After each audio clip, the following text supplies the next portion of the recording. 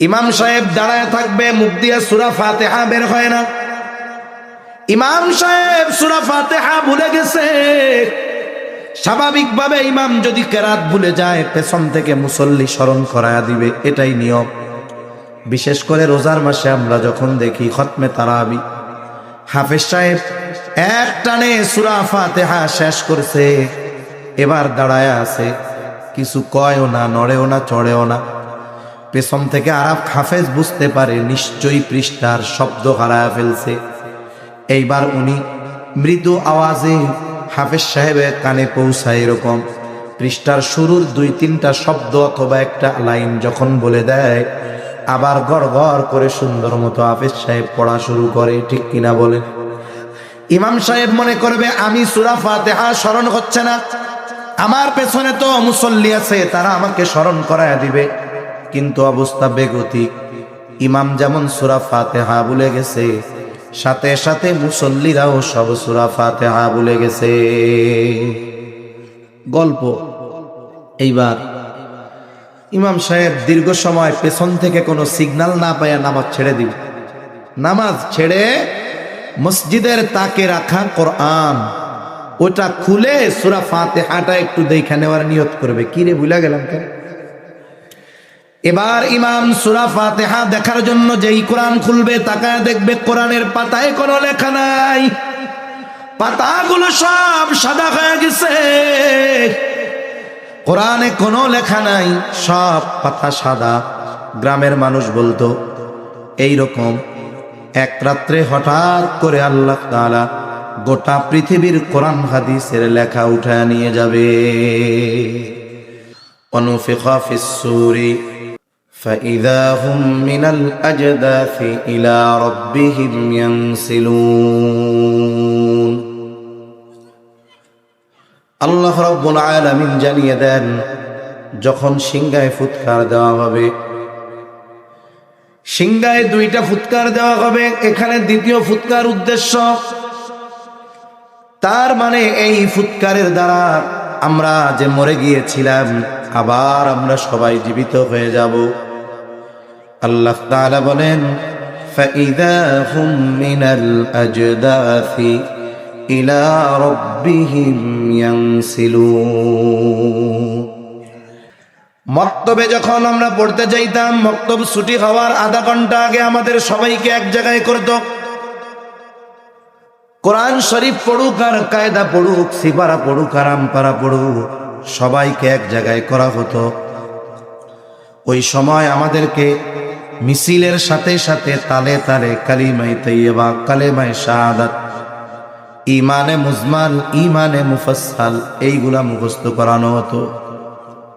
সাথে সাথে আরো কিছু জরুরি বিষয় আমাদেরকে শেখানো হতো। বলে পড়েছি ওই মক্তবে ছোটবেলায় ওই শিক্ষাগুলোই ছিল আমাদের জীবনের সবচাইতে গুরুত্বপূর্ণ শিক্ষা। ওইখানে এক কালিমা আমরা ছোটবেলায় পড়ছি, এটার নাম ঈমানে মুফাসসাল। আমানতু বিল্লাহি ওয়া মালাইকাতিহি ওয়া কুতুবিহি ওয়া রুসুলিহি ওয়াল ইয়াউমিল আখিরি ওয়াল কদরি খাইরিহি ওয়া শাররিহি মিনাল্লাহি তাআলা ওয়াল বা'সি বা'দাল মাউত। 1 নাম্বার, আমি ঈমান এনেছি আল্লাহ তাআলার উপর। 2 নাম্বার, ওয়া মালাইকাতিহি, আমি ঈমান এনেছি তার ফেরেশতাগণের উপর। 3 নাম্বার, ওয়া কুতুবিহি, ঈমান এনেছি তার কিতাব সমূহের উপর। 4 নাম্বার, ওয়া রুসুলিহি, ঈমান এনেছি রাসূলগণের উপর। 5 নাম্বার, ওয়াল ইয়াউমিল আখিরি, আমি ঈমান এনেছি আখিরাতের উপর। 6 নাম্বার, ওয়াল কদরি খাইরিহি ওয়া শাররিহি মিনাল্লাহি তাআলা, আমি ঈমান এনেছি যে তাকদীরের ভালো মন্দ আল্লাহর তরফ থেকেই হয়। 7 নাম্বার, ওয়াল বা'সি বা'দাল মাউত, আমি ঈমান এনেছি মৃত্যুর পরে পুনরুজ্জীবিত হওয়ার উপর। তার মানে মরার পরে আমাকে আপনাকে জীবিত হতে হবে, এটা যে বিশ্বাস করবে না সে বেঈমান, কোনো সন্দেহ নাই।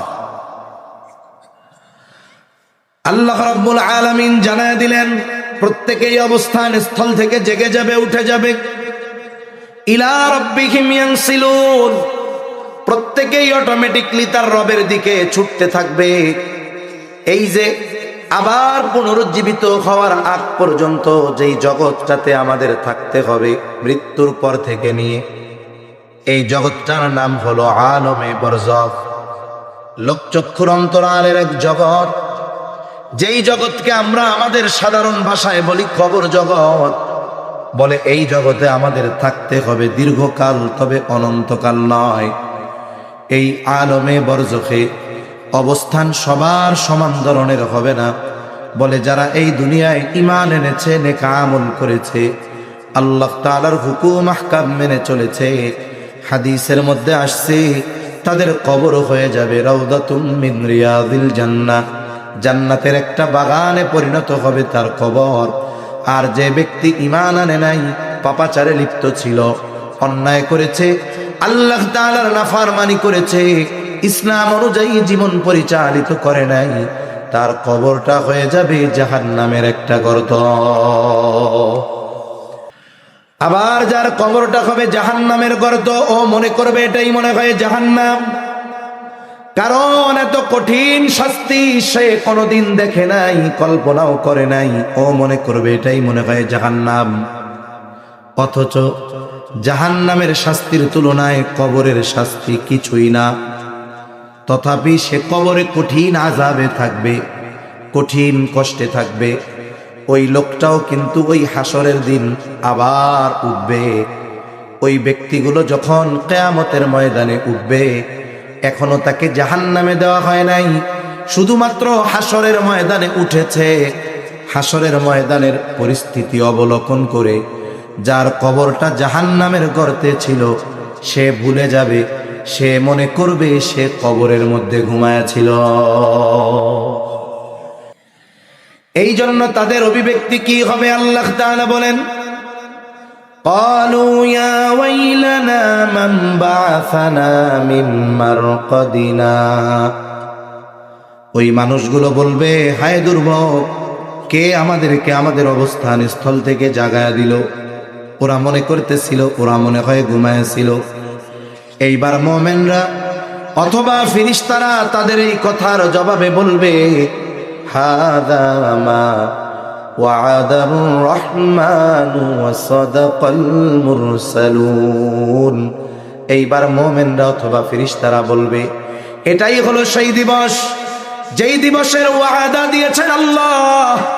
হাযা মা ওয়া'দার রহমান, যেই দিবসের প্রতিশ্রুতি দিয়েছেন দয়াময় রহমান, এটাই সেই কিয়ামতের দিবস। ওয়া সাদাকাল মুরসালুন, ওয়াদা দিয়েছেন আল্লাহ, আর আল্লাহর এই ওয়াদার সত্যায়ন করেছেন সব রাসূলগণ। তাহলে কিয়ামত সংগঠিত হবে, কোনো সন্দেহ আছে? ভাই বলতেছিলেন আসমান খসে পড়বে, পাহাড়গুলো তুলোর ন্যায় উঠতে থাকবে, এটা হবে, কোনো সন্দেহ নাই। কেউ যদি অবিশ্বাস করে তার কোনো আমল কাজে আসবে না, আখিরাতে তার জন্য নির্ধারিত স্থান হবে জাহান্নাম। তবে এই কিয়ামত কখন সংগঠিত হবে এর সুনির্দিষ্ট সময় এই দুনিয়ার কেউ জানে না। জানে কে? আল্লাহর নামে এত জোরে কইছেন, জোরে বলেন কে জানে? আল্লাহ। এই আয়াতের প্রথম কথাই এটা, ইন্নাল্লাহা ইনদাহু ইলমুস সাআহ, নিশ্চয়ই কিয়ামতের ইলম একমাত্র আল্লাহ তাআলার নিকট। কেন আল্লাহর নিকট? কারণ তিনি আলিমুল গায়ব। দুনিয়ার আর কোন সৃষ্টি, কোন ব্যক্তি, কোন নবী, কোন ফেরেশতা, কোন ওলি, কোন গাউস, কোন কুতুব আলিমুল গায়ব নয়। একমাত্র আলিমুল গায়ব কে? আরো জোরে বলেন কে?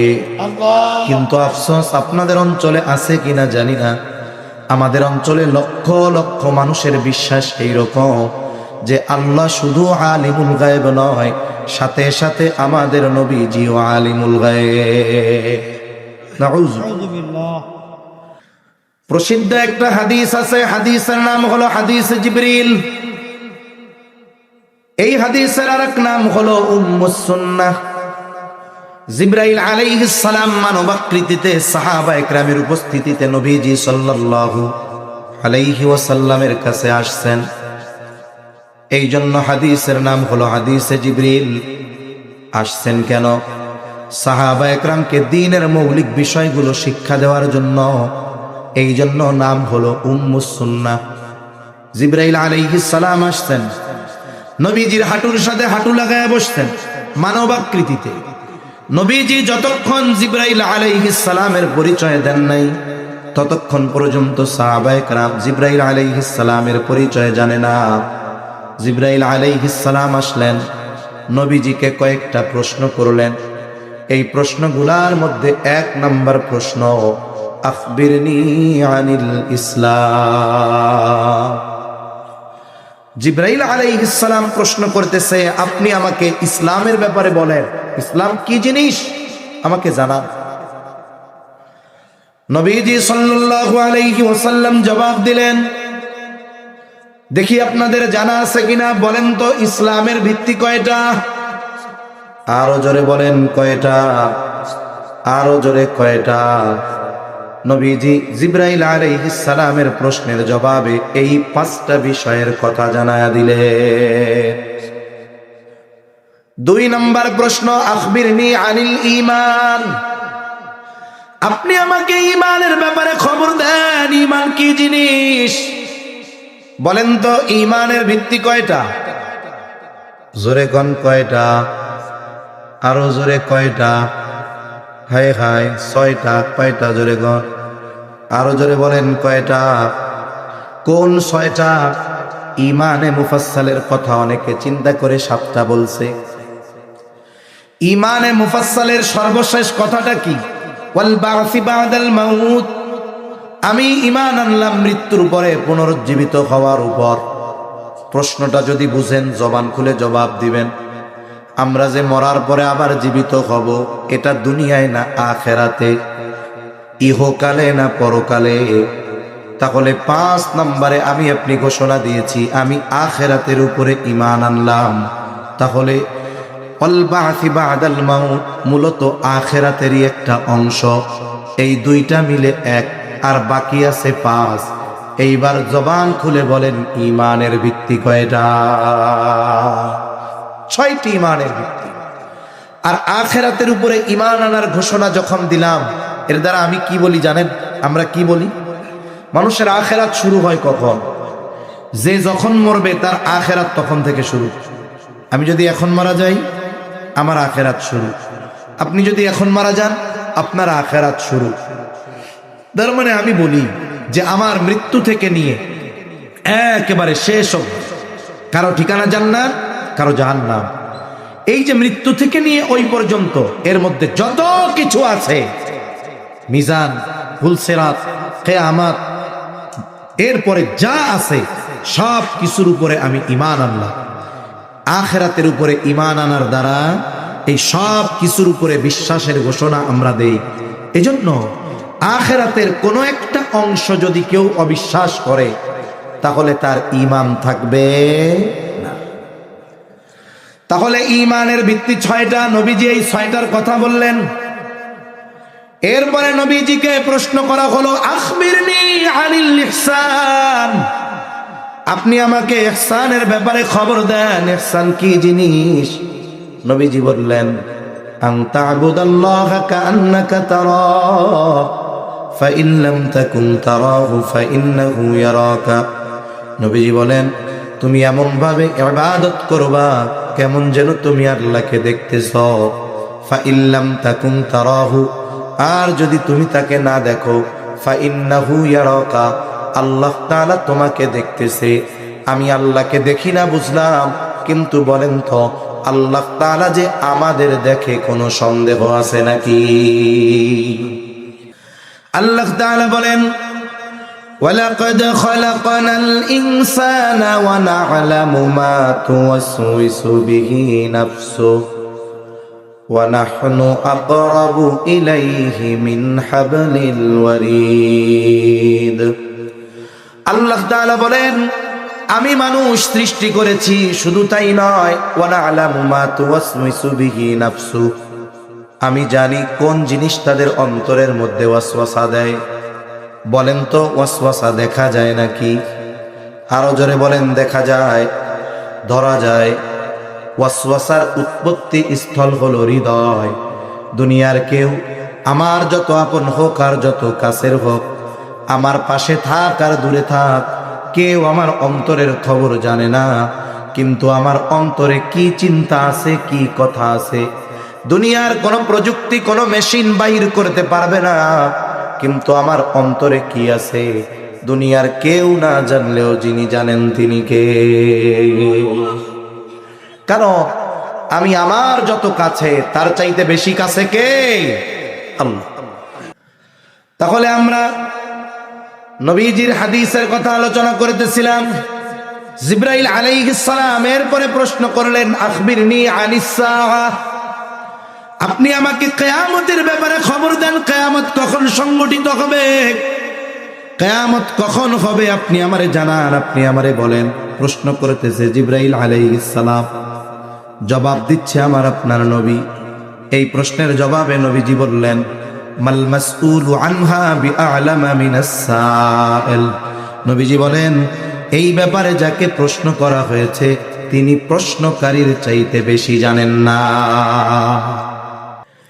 রাসূলুল্লাহ সাল্লাল্লাহু আলাইহি ওয়াসাল্লাম বলেন, কিয়ামতের আলামত এক নাম্বার, নবীজি সাল্লাল্লাহু আলাইহি ওয়াসাল্লাম বললেন, আনতালিদাল আমাতু রাব্বাতাহা, দাসী তার মনিবকে প্রসব করবে, দাসী তার মনিবকে জন্ম দিবে।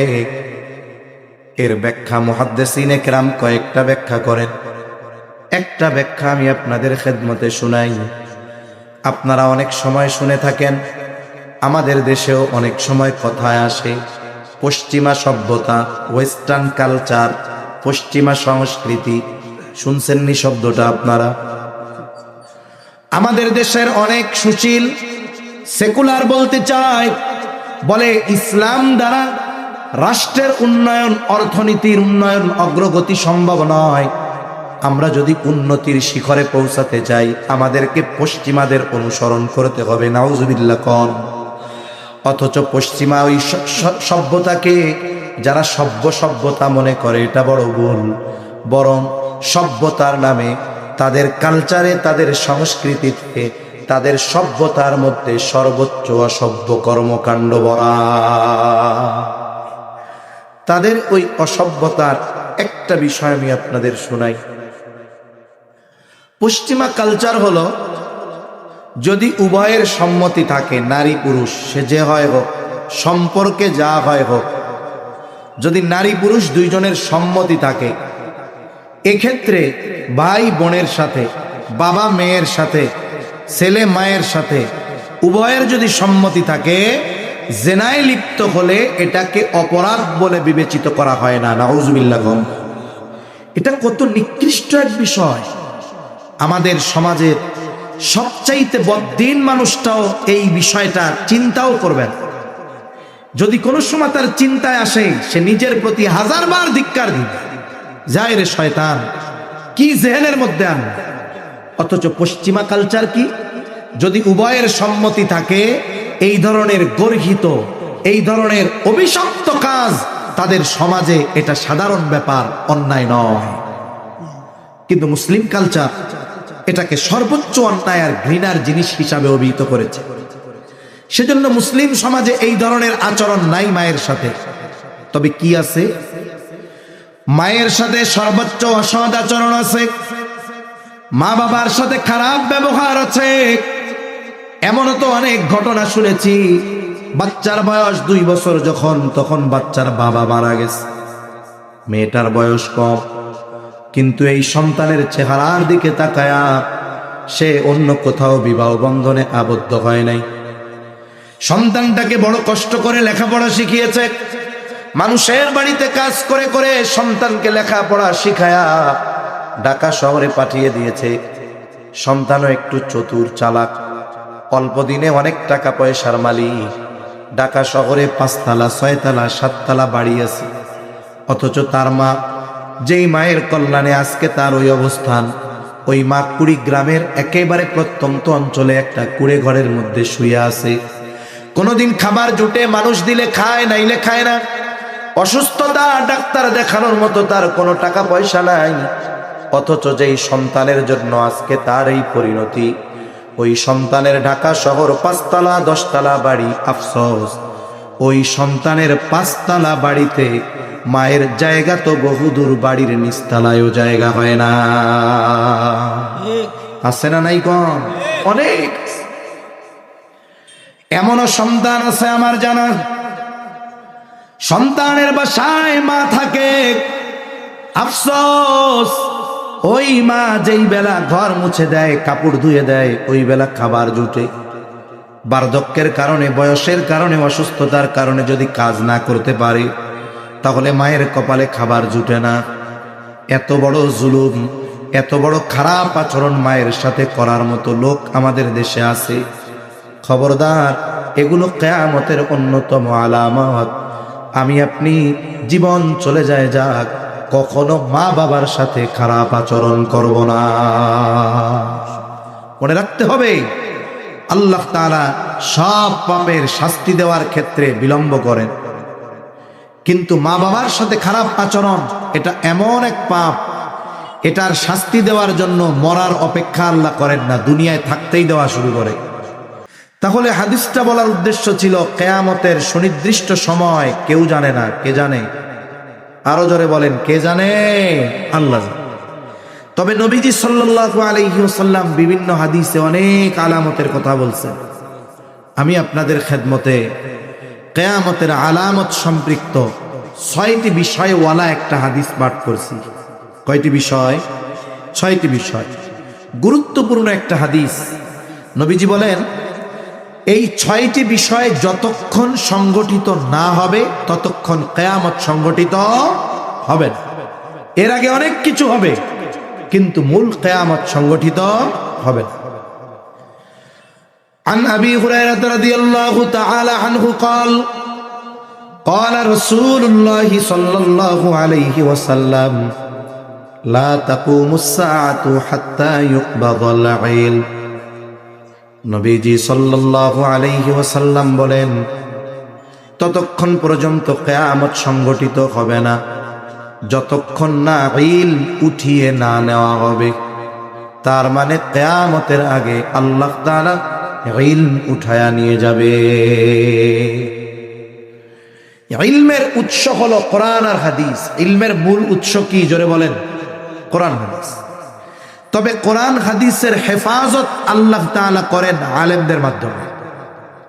এই যে কোরআন হাদিস ইলমের উৎস, এজন্য আমাদের গ্রামে ছোটবেলায় আমরা গল্প শুনতাম যে কিয়ামতের আগে আল্লাহ কোরআন হাদিস উঠায় নিয়ে যাবে। ওই ইলম উঠিয়ে নিয়ে যাবে, এই কথাটা তারা তাদের ভাষায় বলতো যে কিয়ামতের আগে আল্লাহ কোরআন হাদিস উঠায় নিয়ে যাবে। সারা পৃথিবীতে এত কোরআন হাদিস আল্লাহ তাআলা উঠাবেন কেমন? ওনারা একটা গল্প বলতো, গল্পটা বেশ প্রসিদ্ধ ছিল আমাদের অঞ্চলে। গল্পটা কি আপনাদের শোনাবো? ওনারা বলতো যে একদিন ইমাম সাহেব ফজরের নামাজে দাঁড়াবে, তাকবীরে তাহরিমা বলে হাত বাঁধবে, এরপরে সানা পড়বে, আউযু বিল্লাহ বিসমিল্লাহ পড়বে। যেহেতু ফজরের নামাজে রাত জোরে না আস্তে, বলেন তো এরপরে ইমাম সাহেব যেই সূরা পড়বে সেই সূরার নাম কি? জোরে কোন, সেই সূরার নাম কি? সূরা ফাতিহা। কেউ কয় আলহামদু সূরা। ইমাম সাহেব দাঁড়ায় থাকবে, মুখ দিয়ে সূরা ফাতিহা বের হয় না। ইমাম সাহেব সূরা ফাতিহা ভুলে গেছে। স্বাভাবিকভাবে ইমাম যদি কেরাত ভুলে যায়, পেছন থেকে মুসল্লি স্মরণ করায়া দিবে, এটাই নিয়ম। বিশেষ করে রোজার মাসে আমরা যখন দেখি খতমে তারাবি, হাফেজ সাহেব এক টানে সূরা ফাতিহা শেষ করছে, এবার দাঁড়ায় আছে, কিছু কয়ও না, নড়েও না, চড়েও না। পেছন থেকে আরেক হাফেজ বুঝতে পারে নিশ্চয়ই পৃষ্ঠার শব্দ হারায় ফেলছে। এইবার উনি মৃদু আওয়াজে হাফেজ সাহেবের কানে পৌঁছায়, এরকম পৃষ্ঠার শুরুর 2-3টা শব্দ অথবা একটা লাইন যখন বলে দেয়, আবার গড় গড় করে সুন্দর মতো হাফেজ সাহেব পড়া শুরু করে। ঠিক কিনা বলেন? ইমাম সাহেব মনে করবে আমি সূরা ফাতিহা স্মরণ হচ্ছে না, আমার পেছনে তো মুসল্লি আছে, তারা আমাকে স্মরণ করায় দিবে। কিন্তু অবস্থা বেগতিক। ইমাম যেমন সূরা ফাতিহা ভুলে গেছে, সাথে সাথে মুসল্লিরাও সব সূরা ফাতিহা ভুলে গেছে। গল্প, এইবার ইমাম সাহেব দীর্ঘ সময় পেছন থেকে কোনো সিগন্যাল না পায়া নামাজ ছেড়ে দিল। নামাজ ছেড়ে মসজিদের তাকে রাখা কোরআন ওটা খুলে সূরা ফাতিহাটা একটু দেখে নেওয়ার নিয়ত করবে। কি রে ভুলে গেলাম কেন? এবার ইমাম সূরা ফাতিহা দেখার জন্য যেই কোরআন খুলবে তাকায় দেখবে কোরআনের পাতায় কোনো লেখা নাই, পাতাগুলো সব সাদা হয়ে গেছে, কোরআনে কোনো লেখা নাই, সব পাতা সাদা। গ্রামের মানুষ বলতো এইরকম এক রাত্রে হঠাৎ করে আল্লাহ তাআলা গোটা পৃথিবীর কোরআন হাদিসের লেখা উঠায় নিয়ে যাবে। তারা তাদের ভাষায় বলতো গল্পে, এইভাবে আল্লাহ তাআলা দুনিয়া থেকে ইলম উঠায় নিয়ে যাবে। তবে ইলম উঠিয়ে নেওয়ার পদ্ধতি এটা নয়। রাসূল আকরাম সাল্লাল্লাহু আলাইহি ওয়াসাল্লাম ইলম উঠায় নেওয়ার পদ্ধতি জানায় দিয়েছেন। নবীজি সাল্লাল্লাহু আলাইহি ওয়াসাল্লাম বলেন, ইন্নাল্লাহা লা ইয়াকবিদুল ইলমা ইনতিজাআন ইয়ানতাজিউহু মিনান নাস। নবীজি সাল্লাল্লাহু আলাইহি ওয়াসাল্লাম বলেন, নিশ্চয়ই আল্লাহ তাআলা বান্দার অন্তর থেকে একত্রে ইলম উঠায় নেবেন না, এমনটা হবে না। একদিন রাতে সারা পৃথিবীর হাফেজরা কোরআন ভুলে যাবে, মুফতি সাহেবরা ফতোয়া ভুলে যাবে, শাইখুল হাদিসরা হাদিস ভুলে যাবে, এমনটা হবে না। আল্লাহ তাআলা বান্দার অন্তর থেকে একত্রে ইলম উঠায় নেন না। তাহলে ইলম আল্লাহ কিভাবে উঠায় নেবেন? নবীজি বলেন, ওয়ালাকিন ইয়াকবিদুল ইলমা বিকবদিল উলামা, বরং আল্লাহ তাআলা আলেমদেরকে উঠায় নেওয়ার মাধ্যমে ইলম উঠায় নিয়ে যাবে। আজ থেকে 50 বছর আগে যেই সমস্ত আলেমরা ছিলেন, ওনারা কোরআন হাদিসের যেই পরিমাণ বুঝ জ্ঞান ছিল, এখনকার জামানার আলেমদের সেই পরিমাণ নাই। এটা স্বাভাবিক, সময়ের সাথে সাথে এটা আরো কমবে, এক সময় এর সংখ্যাটা জিরোতে পৌঁছাবে। নবীজি বলেন, ওই সময় মানুষেরা জাহেলদেরকে তাদের ধর্মীয় নেতা বানাবে। তখন কি হবে? ফতোয়া জিজ্ঞাসা করবে, ওই জাহেল মূর্খ ফতোয়া দিবে, আর ওই ফতোয়ার অনুসরণ যে করবে সেও পথভ্রষ্ট হবে, ওই জাহেল সে নিজেও পথভ্রষ্ট হবে। এজন্য আমাদের কি করা দরকার? যেই সমস্ত উলামা একরাম আছেন তাদের কদর করা দরকার। সাথে সাথে এই আলেম তৈরি হয় কোথায়? মাদ্রাসায়। কোথায় জোরে বলেন? অনেক সময় অনেক মানুষ মনে করে আমাদের গ্রামে তো ছোট ছোট মাদ্রাসা। আজকে ওই হাটহাজারী, নানুপুর, পটিয়া, যাত্রাবাড়ি, ফরিদাবাদ হাজার হাজার ছাত্র দাওরায়ে হাদিসে পড়তেছে, মৌলানা হবে, বলে সবগুলো এইরকম ছোট ছোট মাদ্রাসার কল্যাণে এরাই একটা সময় বড় হয়ে ইলম অর্জনের জন্য চট্টগ্রাম, ঢাকাতে যায়। ঠিক কিনা বলেন? এজন্য এলাকার যে ছোট ছোট মাদ্রাসাগুলো আছে এগুলো হলো বিদ। এই মাদ্রাসা আর উলামা একরামের সাথে আমাদের সম্পৃক্ততা বাড়াতে হবে। তাহলে কি হবে?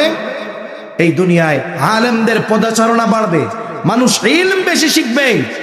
দুনিয়ায় যতদিন আলেম থাকবে আল্লাহ তাআলা আলেমদের মাধ্যমে ইলমের হেফাজত করবে, আর এই ইলমের কারণে কিয়ামতকে আল্লাহ তাআলা দূরে সরায় রাখবে। মনে রাখবেন, কোরআন হাদিস কিন্তু সময়ের সাথে সাথে উন্নত হবে, ছাপা ভালো হবে, লেখা ভালো হবে, কিন্তু ভালো হলে কি ওই রকম আলেম এক সময় আর থাকবে? নবীজি সাল্লাল্লাহু আলাইহি ওয়াসাল্লাম বলেন, অচিরেই এমন এক জামানা আসবে, এমন এক কাল আসবে, এমন এক সময় আসবে, ইসলাম শুধু নামে থাকবে, বাস্তবে ইসলাম থাকবে না। আজকে যদি আমাদেরকে জিজ্ঞাসা করা হয় আপনার দিন কি, কি জবাব দিব? আরো জোরে বলেন, কি বলবো? যদি বলে ধর্ম কি ইসলাম, আপনি আমি মুসলিম, কিন্তু আফসোস ব্যক্তিগত জীবন থেকে রাষ্ট্রীয় জীবন কোথাও আমাদের ইসলামের গন্ধ না। আল্লাহর আদেশ হারাম খাবা না, আল্লাহর আদেশ ঘুষ খাবা না, সুদ খাবা না, আল্লাহর আদেশ অন্যের সম্পদ অন্যায়ভাবে দখল দিবা না, আইল কোপানোর সময় কোদাল দিয়ে আর একজনের মধ্যে ঢুকা যাবা না। আছে না আল্লাহর ওলি এরকম? তাহলে এগুলো তো নিষেধ। পর্দায় থাকবা, তোমার স্ত্রীদেরকে সন্তানদেরকে দ্বীনের উপরে চালাইবা, এগুলো নির্দেশ আল্লাহ তাআলার। আর এগুলো মানার জন্য রাষ্ট্রীয়ভাবে ইসলাম প্রতিষ্ঠা হতে যদি দেরিও হয়, কিন্তু এই বিষয়গুলো আমার আপনার মানার দরকার আছে না না? কিন্তু আফসোস, আমাদের ব্যক্তিগত জীবনেও ইসলাম নাই।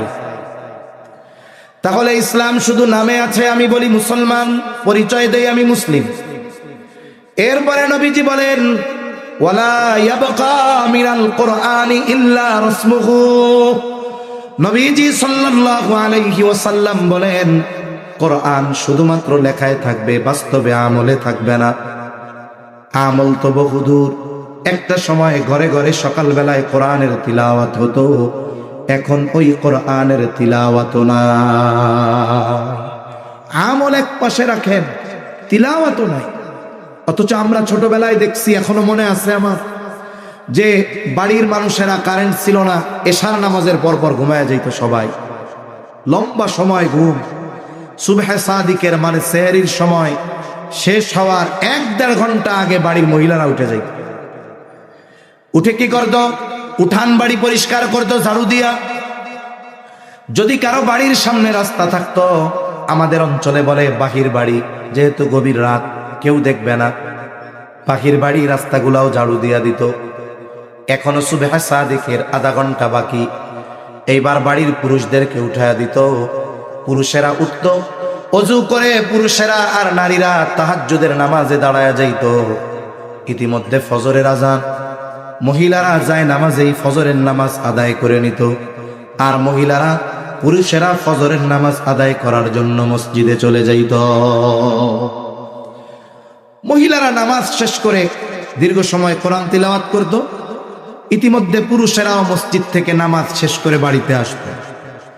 আমাদের গ্রামে ছোটবেলায় সকালের খাবারের আগে, ওই যে ফজরের পর হালকা নাস্তা করত মানুষ, একটু চা বিস্কিট, একটু গুড় মুড়ি, এইগুলো খাইত।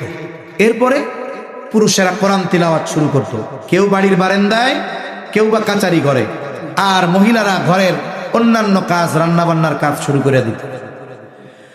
ওই সময়গুলাতে যখন কোনো মানুষ গ্রামের মেঠোপথ দিয়ে চলত, দেখা যাইত প্রত্যেকটা বাড়ির থেকে গুনগুন কোরআনের তিলাওয়াতের আওয়াজ আসতো।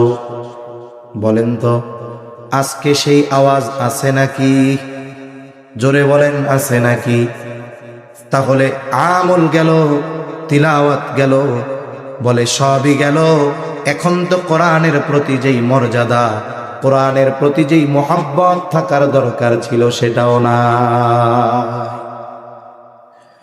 সফরের সুবাদে বিভিন্ন প্রত্যন্ত অঞ্চলেও যাওয়া হয়। অনেক সময় অনেক জায়গায় দেখেছি এত সুন্দর মসজিদ, মসজিদের মধ্যে টাইলস নয়, মার্বেল করা, মার্বেল, এসি আছে, সব আছে, কিন্তু এত সুন্দর মসজিদের মধ্যে সবচাইতে অবহেলায় আছে কোরআন। কোরআন কেউ পড়ে না, কোরআনে গিলাফ নাই। এমনও দেখার দুর্ভাগ্য হয়েছে, পাকা মসজিদ, টাইলসওয়ালা মসজিদ, এত সুন্দর ব্যবস্থাপনা, কিন্তু কোরআনগুলো এত অবহেলায় আছে যে কোরআনের উপরে টিকটিকি আর তেলা পোকা পায়খানা করে রাখছে। নাউজুবিল্লাহ, কি অবস্থা একটু চিন্তা করেন। তিলাওয়াত করে না, আমল তো নাই, কোরআনটারে মুহাব্বত করে একটু পরিচ্ছন্ন রাখবে, পরিষ্কার, তাও রাখবে। তাহলে কথা অনেক দূর চলে যাচ্ছে, মূল আলোচনার দিকে চলে যাই। নবীজি বলেন, কিয়ামত ততক্ষণ পর্যন্ত সংগঠিত হবে না যতক্ষণ না ইলম উঠিয়ে না নেওয়া হবে। আর আল্লাহ তাআলা আলেমদেরকে উঠিয়ে নেওয়ার মাধ্যমে ইলম উঠিয়ে নেবেন। 2 নাম্বার, নবীজি বলেন, ওয়া তাকসুরুজ জালাজিলু। নবীজি বলেন, কিয়ামতের আগে জালজালা তথা ভূমিকম্প বেড়ে যাবে। কিয়ামতের আগে ভূমিকম্প বাড়বে। বিজ্ঞান বলে, যারা ভূতাত্ত্বিক তারা বলে, দৈনিক পৃথিবীতে 50,000-এর উপরে ভূমিকম্প হয়। কয় হাজার? 50,000-এর উপরে ভূমিকম্প হয়। তবে ভূমিকম্পের মাত্রাগুলো কম, এজন্য মানুষ টের পায় না, কিন্তু ভূমিকম্প হতেই থাকে। কিন্তু যখন এই কম্পনটা অল্প সময়ের জন্য একটু বেশি হয়, তখন দেখা যায় তুরস্কের মতো দেশ 45,000 স্থাপনা ভেঙে গুঁড়ো গুঁড়ো হয়ে গেছে। বাংলাদেশে 5.7 হয়েছে ঢাকায়, এতেই মনে হয়েছে কিয়ামত। কি অবস্থা! মানুষেরা সব রাস্তায় নেমে আসছে, আত্মচিৎকার, কেমন যেন সব বিল্ডিং গুলো এখনই তছনছ হয়ে পড়বে, মৃত্যুপুরীতে পরিণত হবে ঢাকা, এমন এক অবস্থা। তা বিজ্ঞান বলে আমরা ভূপৃষ্ঠের উপরিভাগে বসবাস করি। ভূপৃষ্ঠের মানে পৃথিবীর উপরিভাগে। এটা খণ্ড বিখণ্ড, একত্রে নয়। এই এক একটা সুবিশাল অংশকে নাম দেয় এক একটা প্লেট। যেমন আমরা আছি ইন্ডিয়ান প্লেট, আমাদের এক পাশে আছে, এই পাশের দিকে আছে ইউরোশিয়া প্লেট, এই পাশে বার্মা প্লেট। এগুলো নড়াচড়া, কোনোটা পাশাপাশি ঘর্ষণ লাগে, কোনোটা পাশাপাশি লাগে, কোনোটা উঁচু নিচু হয়, কোনোটা সময় একটা আর একটারে চাপ দেয়। এটা মাটির তলে চলতে থাকে, এটা আমরা দেখি না। তবে নড়াচড়ার গতি খুব ক্ষীণ। যদি কোনো সময় স্বাভাবিক গতির চাইতে একটু বাড়ে, ভূমিকম্পের মাত্রা বাড়ে 5, 7, 8, 10 সেকেন্ড। ওই 5.7 মাত্রার নড়াচড়া, এটা যদি শুধু 7.5 হইতো তাহলে কি পরিণত হতো আল্লাহ তাআলা ভালো জানে। তাহলে ভূতাত্ত্বিকরা বলে টেকটনিক প্লেটের নড়াচড়ার কারণে ভূমিকম্প হয়। তবে ইমানদার সে জানে এটা জমিনে সংগঠিত একটি বিপর্যয়, আর জমিনে বিপর্যয় সংগঠিত হওয়ার মূল কারণ এটা আমাদেরকে কোরআন হাদিস জানায় দিছে, ঠিক কিনা বলে? আসলে আমরা ভূমিকম্প নিয়ে যত আতঙ্কিত, যত চিন্তিত, ভূমিকম্প হওয়ার যেই মূল কারণ, এই বিষয়টা নিয়ে যদি অত চিন্তিত আর আতঙ্কিত হতাম, তাহলে আশা করা যায় ভূমিকম্পের মতো এরকম মুসিবত আমাদের উপরে আসতো না। এখন ভূমিকম্প কেন হয় বলবো আপনাদের, কোরআন থেকেই বলি। আল্লাহ তাআলা বলেন, যাহারাল ফাসাদু ফিল বাররি ওয়াল বাহরি বিমা কাসাবাত আইদিন নাস। আল্লাহ তাআলা বলেন, জলে স্থলে যত ধরনের বিপর্যয় সংঘটিত হয় সব মানুষের হাতের কামাই। তার মানে ভূমিকম্প, ভূমিধস, অতিবৃষ্টি, অনাবৃষ্টি, বন্যা, যত কিছু হয় আমাদের হাতের কামাই। আর পানিতে কি হয়? জলোচ্ছ্বাস, সিডর, আইলা, লাইলা, সুনামি, এগুলো সব মানুষের হাতের কামাই। এই কামাই কি বলে? পাপের কারণে। আল্লাহ তাআলা আমাদের এই বদআমল, আমাদের এই পাপের কারণে এই শাস্তিগুলো আমাদের আস্বাদন করা। আল্লাহ তাআলা বলেন, লিউযীকাহুম বা'দাল্লাযী আমিলু লাআল্লাহুম ইয়ারজিউন। আল্লাহ রাব্বুল আলামিন বলেন, আমাদের বদআমলের কারণে আমাদেরকে এই ধরনের শাস্তি আস্বাদন করানো হয়। আল্লাহ তাআলা বলেন, কেন এই শাস্তি আমাদের দেন? আল্লাহ তাআলা সমূলে ধ্বংস করে দিতে চান না, নিঃশেষ করে দিতে চান না। লাআল্লাহুম ইয়ারজিউন। ভূমিকম্প আল্লাহ কেন দিলেন? যাতে করে আমরা পাপের পথ থেকে ফিরে আল্লাহর পথে চলে আসি, শয়তানের পথ থেকে ফিরে যেন আল্লাহর পথে আসি। কিন্তু আফসোস, ভূমিকম্প বিল্ডিং কাঁপায়া দিল, খাট কাঁপিয়ে দিল, ফার্নিচার গুলোকে কাঁপায়া দিল, কিন্তু আমাদের পাপীদের অন্তরের মধ্যে কম্পন সৃষ্টি করতে পারল না। এখন 5.7 মাত্রার ভূমিকম্প হওয়ার মূল কারণ কি বলেন? পাপ। জোরে বলেন কি? আরো জোরে বলেন কি? কাদের পাপ? জোরে বলেন কাদের পাপ? আমাদের। এখন যদি হালকা শাস্তিতে পরিবর্তন না হয়, শিক্ষক বা অভিভাবক হালকা শাস্তি দিছে কিন্তু ছাত্রের পরিবর্তন নাই, তাহলে পরবর্তীতে শাস্তির মাত্রা কম না বেশি? তাহলে কি বোঝা গেল? এখন যদি আমরা পরিবর্তন না হই, সামনে আরো ধরনের বিপর্যয়, আরো বড় ধরনের বিপর্যয় আমাদের জন্য অপেক্ষা করতেছে, ঠিক কিনা বলেন?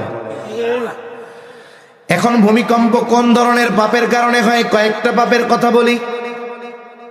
জমিনের মধ্যে যখন পাপাচার বেড়ে যায়, অশ্লীলতা বেড়ে যায়, জেনা ব্যভিচার বেড়ে যায়, জমিনের মধ্যে যখন গান বাদ্য বেড়ে যায়, মদ্যপান বেড়ে যায়, মা বাবার অবাধ্যতা বেড়ে যায়, এই ধরনের পাপ যখন সংগঠিত হতে থাকে, নবীজি বলেন, তোমরা ভূমিকম্প, ভূমিধস, পাথর বৃষ্টি, আগুনের বৃষ্টির মতো শাস্তির জন্য অপেক্ষা করো। একটা সময় এই অবাধ্যতার কারণে শাস্তিগুলো একের পর এক আসতে থাকবে। নবীজি বলেন, কেমন? পুঁথির মালা যখন ছিঁড়ে যায়, ওই পুঁথিগুলো যেমন একটার পর একটা টপ টপ করে জমিনে পড়তে থাকে, আমরা যদি পাপ থেকে না ফিরি একের পর এক নতুন ধরনের শাস্তি আসতে থাকবে। আর ওই শাস্তি, ওই দুর্যোগ বাংলাদেশ কেন, গোটা পৃথিবীর দুর্যোগ মোকাবেলা কমিটি ঠেকাতে পারবে। সেজন্য কিয়ামতের আগে ভূমিকম্প হবে, এটা বাড়বে। তবে সাবধান, বাড়ার অন্যতম কারণ হলো পাপ। ওই পাপ যেন আমাদের দ্বারা সংগঠিত না হয়। আল্লাহ আমাদের সকল পাপ থেকে বেঁচে থাকার তৌফিক দান করেন। 3 নাম্বার, নবীজি সাল্লাল্লাহু আলাইহি ওয়াসাল্লাম বলেন, ওয়া তাকারাবাজ জামান, আখিরুজ জামান, কিয়ামতের আগে সময় নিকটবর্তী হয়ে যাবে, সময় সংকুচিত হয়ে যাবে। হাদিসের মধ্যে এসেছে আখিরুজ জামানে 1 যুগ তথা 12 বছরকে মনে হবে 1 বছরের মতো, বছরকে মনে হবে মাসের মতো, মাসকে মনে হবে সপ্তাহের মতো, সপ্তাহকে মনে হবে দিনের মতো, দিনকে মনে হবে ঘন্টার মতো, ঘন্টাকে মনে হবে মিনিটের মতো, আর মিনিটকে মনে হবে সেকেন্ডের মতো। আর অবস্থা এরকম, সময় দ্রুততার সাথে চলে যাবে, এক জুমা থেকে আর এক জুমা তাড়াতাড়ি চলে আসবে। মুহাদ্দিসিনে কেরাম এর ব্যাখ্যায় বলেন যে কিয়ামতের আগে আল্লাহ তাআলা সময় থেকে বরকত উঠায় নিয়ে যাবে। সময়ের মধ্যে বরকত থাকবে না, মনে হবে যে এই তো শুক্রবারে নামাজ পড়লাম, আজকে আবার শুক্রবার হয়ে গেছে। এই পৃথিবীর অন্যতম আলেমে দ্বীন জাস্টিস মুফতি তকি উসমানী দামাত বারকাতুহুমুল আলিয়া, উনি সময়ের মূল্যায়ন নিয়ে একটা বয়ানের মধ্যে বলেন, সময় হলো এমন এক জিনিস, এটা রাবারের মতো।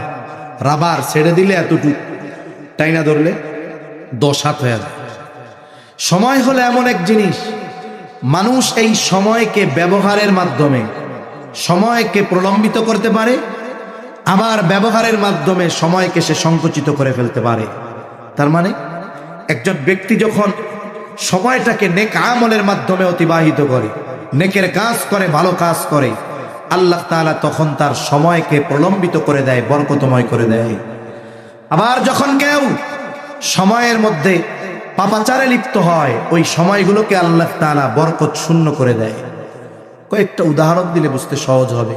কষ্ট হচ্ছে নাকি আপনাদের? তাকবীর দেন, নারায়ে তাকবীর। এই মনিটরের আওয়াজ বাড়ান, ব্যাস ভোকাল কমান, মাইকের মতো টনটন করে। শুরুতে একবার কইছি শ্বাসটা নেই, কষ্ট হয় কথা বলতে, টনটন করবে, জানেন, আওয়াজ ছেড়ে দেন পুরো, ব্যাস ভোকাল টোকাল লাগবে, আওয়াজটা মাইকের মতো শক্ত হবে আওয়াজ।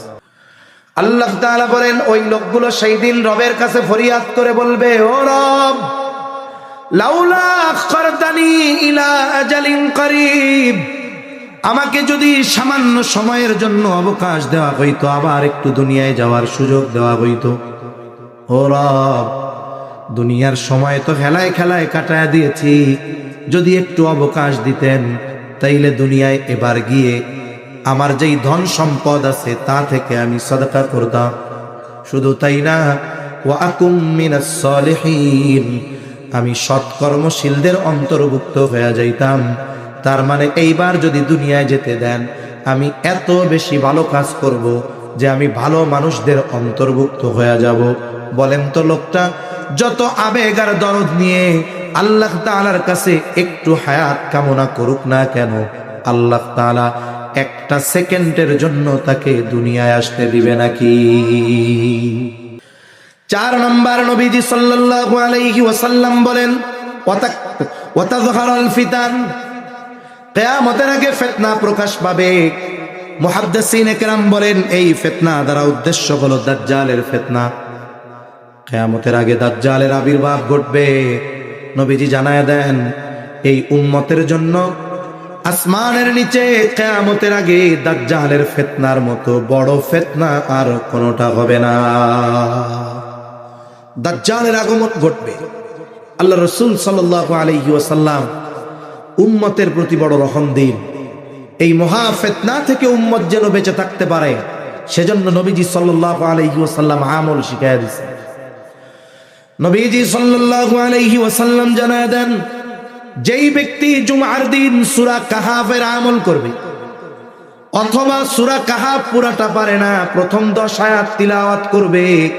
নবীজি সাল্লাল্লাহু আলাইহি ওয়াসাল্লাম বলে আল্লাহ তাআলা এই আমলের বদৌলতে দাজ্জালের ফিতনা থেকে তাকে হেফাজত করবে। তাহলে আজকে থেকে আমরা এই আমলটা জুমার দিন করব কারণ ইনশাআল্লাহ। বুজুর্গানে দিন বলেন এই আমলের পাওয়ার কত। হঠাৎ করে দাজ্জাল দুনিয়ায় চলে আসবে এমনটা নয়, দাজ্জাল আসার আগে আরো একের পর এক ফিতনা আসবে। ওই সময় মানুষের সত্য মিথ্যা পার্থক্য করা কঠিন হয়ে যাবে, হক বাতিল নির্ণয় করা কঠিন হয়ে যাবে। বুজুর্গানে দিন বলেন সূরা কাহাফের আমল যারা ধারাবাহিকভাবে করবে, আশা করা যায় এই আমলের বরকতে আল্লাহ তাআলা দাজ্জাল আসার আগে যত ফিতনা আসবে সব ফিতনা থেকে আল্লাহ তাআলা ওই আমলকারীকে হেফাজত করবে। 5 নম্বর নবীজি সাল্লাল্লাহু আলাইহি ওয়াসাল্লাম বলেন ওয়া তাকফুরুল হরজ, কিয়ামতের আগে হত্যাকাণ্ড বেড়ে যাবে। সাহাবায়ে কেরাম জিজ্ঞাসা করলেন ইয়া রাসূলুল্লাহ, আমরা যে প্রতি বছর যুদ্ধের ময়দানে হাজার হাজার মুশরিকদের হত্যা করি, এটা কি হরজ? নবীজি সাল্লাল্লাহু আলাইহি ওয়াসাল্লাম বললেন না, এটা হরজ নয়। তাহলে হরজ কোনটা? হরজের পরিচয় হলো ওহুয়াল কতলুল কতল, এটা হলো পারস্পরিক হত্যাকাণ্ড। নবীজি সাল্লাল্লাহু আলাইহি ওয়াসাল্লাম বলেন চাচা ভাতিজাকে হত্যা করবে, প্রতিবেশী প্রতিবেশীকে হত্যা করবে, তার মানে মুসলমানদের মধ্যে পারস্পরিক হত্যাকাণ্ড বেড়ে যাবে। কি হত্যা করে? ব্যক্তিগত কারণে হত্যা, সামাজিক কারণে হত্যা, পারিবারিক কারণে হত্যা, রাজনৈতিক কারণে হত্যা, প্রভাব বিস্তারকে কেন্দ্র করে হত্যা। বলেন তো একের পর এক হত্যাকাণ্ড আছে না নাই? অথচ হত্যা করা কত বড় অপরাধ। কোন ব্যক্তি যদি অন্যায়ভাবে একজন মুসলমানকে হত্যা করে, এই হত্যা শুধু একজনকে হত্যা করার মতো পাপ নয়, কেমন যেন সে গোটা পৃথিবীর সব মানুষকে হত্যা করল। রাসূল আকরাম সাল্লাল্লাহু আলাইহি ওয়াসাল্লাম বলেন সিবাবুল মুমিনি ফুসুকুন ওয়া কিতালুহু কুফ, মুমিনকে গালি দেওয়া ফাসিকি আর হত্যা করা কুফরি।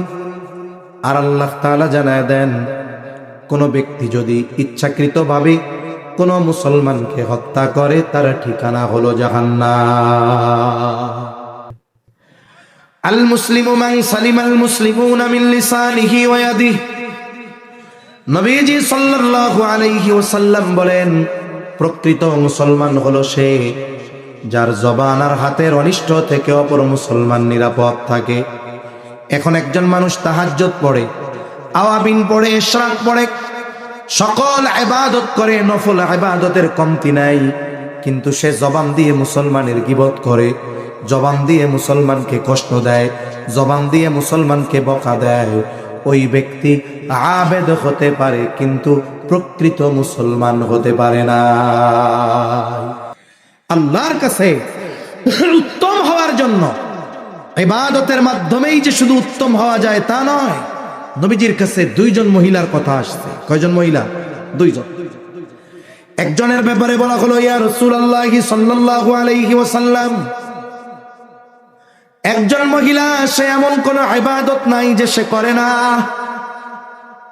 একবারে 5 ওয়াক্ত নামাজ থেকে নিয়ে যত রকমের তাসবিহ তাহলিল আছে সব সে করে, নফল ইবাদত কোনটা বাদ যায় না, কোরআন তিলাওয়াত বাদ যায় না, আওয়াবিন, ইশরাক, চাশ, তাহাজ্জুদ সব পড়ে, আইয়াম বীজের রোজা, সোম বৃহস্পতিবারের রোজা সব রাখে। কিন্তু এই মহিলা আরেকটা সমস্যা। কি সমস্যা? বলে সে প্রতিবেশীর সাথে একটু খারাপ ব্যবহার করে। আরেকজন মহিলা যা প্রয়োজন এর বেশি করে না, তার মানে তার ইবাদত 2 ঘন্টা, ফরজ, ওয়াজিব, সুন্নাতে মুআক্কাদা, এর বাইরে তার কোনো নফল আমল নাই, জিকির আজকার তাসবিহ তাহলিল নাই, আওয়াবিন, ইশরাক, চাশ নাই। কিন্তু এই মহিলা তার প্রতিবেশীর সাথে ভালো আচরণ করে। ইয়া রাসূলুল্লাহ, এই 2 জন মহিলার মধ্যে কে উত্তম? নবীজি ওই আবেদার মহিলার কথা বলেন নাই, বরং বলেন যেই মহিলা তার প্রতিবেশীর সাথে ভালো আচরণ করে, ওই মহিলাই হলো উত্তম মহিলা। তাহলে মনে রাখতে হবে, তাহাজ্জুদ আর আওয়াবিন ইশরাক পড়ে প্রকৃত মুসলমান হওয়া যায় না যদি আমার জবান থেকে, আমার হাত থেকে অপর মুসলমান নিরাপদ না থাকে। তাহলে নবীজি বলেন কিয়ামতের আগে হারজ বেড়ে যাবে, এটা হলো হুয়াল কাতলুল কাতাল, পারস্পরিক হত্যাকাণ্ড। নবীজি বলেন প্রতিবেশী প্রতিবেশীকে হত্যা করবে। আর এক হাদিসের মধ্যে আসছে, নবীজি বলেন ততক্ষণ পর্যন্ত কিয়ামত সংগঠিত হবে না যতক্ষণ না এক প্রতিবেশী অপর প্রতিবেশীকে হত্যা করবে। বলেন তো এই যে মুসলমানদের মধ্যে সংগঠিত হত্যাকাণ্ড বর্তমান দুনিয়ায় সময়ের সাথে সাথে বাড়তেছে না কমতেছে? 6 নম্বর, নবীজি সাল্লাল্লাহু আলাইহি ওয়াসাল্লাম বলেন হাত্তা ইয়াকসুরা ফীকুমুল মালু ফায়াফিদু, কিয়ামত ততক্ষণ পর্যন্ত সংগঠিত হবে না যতক্ষণ না মানুষের মাল সম্পদ উপচিয়ে পড়বে। মুহাদ্দিসিনে কেরাম বলেন এই বিষয়টা হবে কখন? ঈসা আলাইহিস সালাম পুনরায় আবার দুনিয়ায় আসবেন, দাজ্জালকে তিনি হত্যা করবেন। মনে রাখতে হবে ঈসা আলাইহিস সালামের উপরে একটা কিতাব নাজিল হয়েছিল। বলেন তো কিতাবটার নাম কি? জোরে বলেন না, নাম কি? উনি আসবেন ঠিক পুনরায়, এটা উনার পুনরাগমন। এর দ্বারা আমাদের নবীর পরে আবার নবী আসা সাব্যস্ত হয় না, কারণ ঈসা আলাইহিস সালামের মূল আগমন আগে হয়েছে, এখন হবে পুনর্গমন। তিনি দুনিয়ায় এসে তাওরাতের দাওয়াত দিবেন না, ইনজিলের দাওয়াত দিবেন না, অন্য কোন ঐশী গ্রন্থের দাওয়াত দিবেন না, খ্রিস্ট ধর্মের প্রচার করবেন না। তিনি দাওয়াত দিবেন কোরআনের, তিনি প্রচার করবেন ইসলাম। দাজ্জালকে হত্যার পর গোটা পৃথিবীর আনাচে কানাচে ইসলাম পৌঁছায়া যাবে। পৃথিবীতে একটা মানুষও মুসলিম থাকবে না। বলে একজন মানুষ অন্তরে এবং জবানে তার ঈমান সমান থাকবে, এমন হবে না। মুখে মুমিন অন্তরে নেফাকি, এমনটা নয়। একেবারে সাচ্চা মুমিন থাকবে সবাই। একজন মানুষও মুনাফিক থাকবে না, একজনও বেঈমান থাকবে না। ওই সময়টাতে আল্লাহ তাআলা আসমান আর জমিনের বরকতের দরজাগুলো খুলে দিবে। আল্লাহ তাআলার এই বরকতের কারণে মানুষ এতটা সম্পদশালী হবে, সম্পদ যা প্রয়োজন তার চাইতে অনেক হয়ে যাবে। মানুষের মন চাইবে আহারে আমি যদি একটু সদকা করতে পারতাম, মন চাইবে যদি একটু দান করতে পারতাম, কিন্তু গোটা পৃথিবী খুঁজে দান নেওয়ার মতো একজন মানুষও খুঁজে পাওয়া যাবে না। এত পরিমাণ সম্পদ মানুষের হবে। নবীজি বলেন এই পরিমাণ সম্পদ মানুষের যতক্ষণ পর্যন্ত না হবে কিয়ামত সংগঠিত হবে না। আর এটা হবে কখন? ঈসা আলাইহিস সালামের সময়, এটা হবে দুনিয়ার শেষ সময়গুলোতে। তাহলে আয়াতের কথাগুলো একেবারে 5-7 মিনিটের মধ্যে বলে আলোচনা শেষ করে দিব ইনশাআল্লাহ। তাহলে কিয়ামত সংগঠিত হবে, কোনো সন্দেহ আছে? জোরে বলেন, শেষ কথাগুলো জোরে। কোনো সন্দেহ আছে? কিয়ামতের ওয়াদা দিছেন কে? আর সত্যায়ন করেছেন সব নবী রাসূলগণ। এটা সংগঠিত হবে, তবে সংগঠিত হওয়ার সুনির্দিষ্ট সময় দুনিয়ার কেউ জানে না। জানে কে? আরো জোরে কে? তাহলে ওই যে 5টি বিষয়ের 1 নাম্বার ইন্নাল্লাহা ইনদাহু ইলমুস সাআহ, 2 নাম্বার ওয়া ইউনাজ্জিলুল গায়ব, তিনিই বৃষ্টি নামান। বৃষ্টি কে নামায়? মেঘ হলেই কি বৃষ্টি হয়? অনেক সময় গোটা আকাশে মেঘ, একেবারে অন্ধকার আচ্ছন্ন হয়ে গেছে, মনে হইতেছে এমন বৃষ্টি হবে আজকে নদীর পানি উপসাইয়া শুকনা জায়গায় মাজা পানি হয়ে যাবে, কিন্তু দেখা গেল একটু পরে সব পরিষ্কার। আবার অনেক সময় এমন হয় বৃষ্টির কোনো খবর নাই, আকাশ পরিষ্কার, আধা ঘন্টা এমন বৃষ্টি নামছে শুকনা জায়গায় হাঁটু পানি। হয় কি হয় না? তাহলে বলেন বৃষ্টি দেয় কে? মনে রাখতে হবে এটা আমার ঈমান। মেঘ বৃষ্টি দেয় না। আল্লাহ বলেন ওয়া ইউনাজ্জিলুল গায়স, তিনিই বৃষ্টি নামান, আল্লাহই বৃষ্টি নামান। এরপরে আল্লাহ বলেন ওয়া ইয়ালামু মা ফিল আরহাম, মায়ের গর্ভে ছেলে না মেয়ে কেউ জানে না, যিনি জানেন তিনি কে? অনেকে বলতে পারে হুজুর কি বলেন, আমার নাতি দুনিয়ায় আসা 2 মাস আগে আমি জানছিলাম এটা ছেলে হবে। আমি বলি না না, আপনি জেনেছেন কখন? যখন আল্লাহ তাআলা আপনার নাতির একটা আকৃতি দিয়েছে, তখন আপনার নাতি ছেলে হইয়াই তো মায়ের পেটে যায় নাই, কারণ আপনার নাতি প্রথম মায়ের পেটে ছিল একটা সূত্রকীট, একেবারে ক্ষুদ্র তুচ্ছ, কিছুই অস্তিত্ব ছিল না, একেবারে তুচ্ছ এক ফোঁটা পানি। আল্লাহ তাআলা এটারে কুদরতি প্রসেসিং এ এক সময় এটাকে রক্তপিণ্ডে পরিণত করেছেন, এরপরে মাংসপিণ্ডে পরিণত করেছেন। 4 মাস হয়ে গেছে, এখনো মায়ের পেটে মাংস টুকরা। বলেন তো দুনিয়ার কোন বিজ্ঞান আর বিজ্ঞানী আছে ওই সময়টাতে ওই মাংস টুকরোর উপরে রিচার্জ করে বলতে পারবে যে মায়ের গর্ভে যেই সন্তান সেটা ছেলে না মেয়ে? বলেন তো দুনিয়ার কোন বিজ্ঞান আর বিজ্ঞানীর এই কথা বলার ক্ষমতা আছে নাকি? কিন্তু ওই সময়ও যখন এক ফোঁটা পানি ছিলাম আমি আপনি মায়ের পেটে, তখনও এটা ছেলে না মেয়ে, তখনও এর তকদির কি, ভাগ্য কি, দুনিয়ার কেউ না জানলেও জানতেন কে? জোরে বলেন, কে জানতেন? এজন্য আল্লাহ বলেন ওয়ায়ালামু মা ফিল আরহাম। এরপরে আল্লাহ তাআলা বলেন ওমা তাদরি নাফসুম মাযা তাকসিবু গাদা। কেউ জানে না আগামীকাল সে কি উপার্জন করবে। সাধারণত মানুষের 2টা অবস্থা হয়। কয় অবস্থা? 2 অবস্থা। একটা হলো দুনিয়ার কোনো কিছুর অভাব তার থাকে না, টাকা পয়সা, সম্পদ, ধন দৌলত, পদ পদবী, এগুলো যখন মানুষের থাকে তখন তার করা দরকার হলো শুকর। কি করা দরকার? জোরে বলেন, শুকর।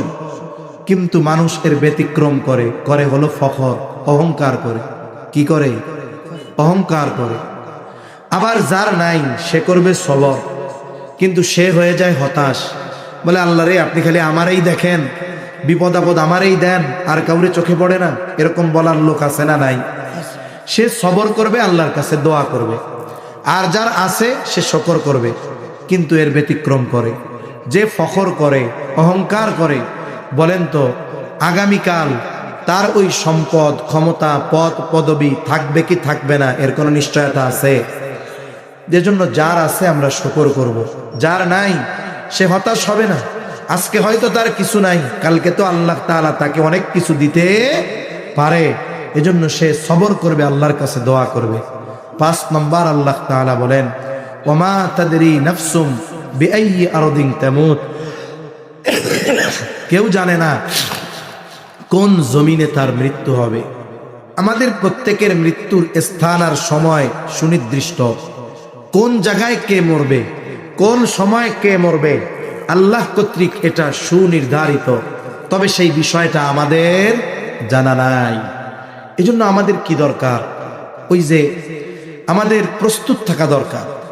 কারণ আল্লাহর নবী সাল্লাল্লাহু আলাইহি ওয়াসাল্লাম এক হাদিসের মধ্যে বলেন আল্লাহ তাআলা যেই জায়গায় যার মৃত্যু লিখে রাখছেন ওই জায়গায় যদি তার কোনো প্রয়োজন নাও থাকে, আল্লাহ তাআলা প্রয়োজন সৃষ্টি করে তাকে ওই জায়গায় নিয়ে যায়।